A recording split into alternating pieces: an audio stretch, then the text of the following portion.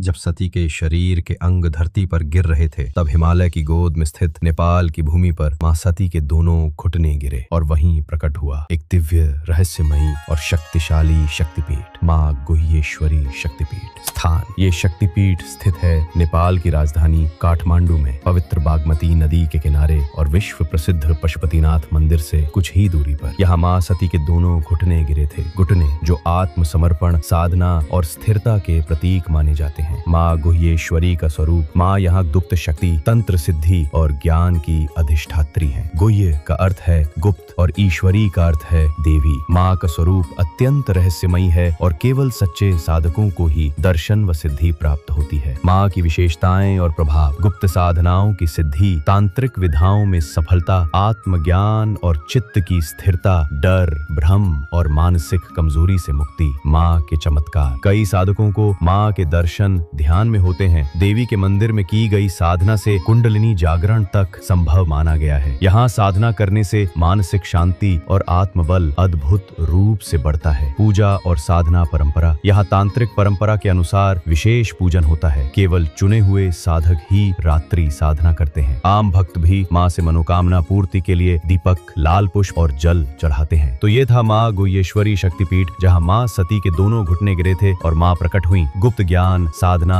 और आंतरिक शक्ति की देवी के रूप में। जुड़िए हमारे साथ मां की महाशक्ति और रहस्यमयी इतिहास की इस यात्रा में। चैनल को सब्सक्राइब करें और हर शक्तिपीठ की सच्ची, श्रद्धायुक्त और प्रमाण कथा सुनते रहें। अगले एपिसोड में चलेंगे उस शक्तिपीठ की ओर जहां मां सती का दायां हाथ गिरा था और मां पूजी जाती है दक्षिणा, यज्ञ शक्ति और कर्म की देवी के रूप में, मां दक्षायणी शक्तिपीठ। जय मां गुह्येश्वरी।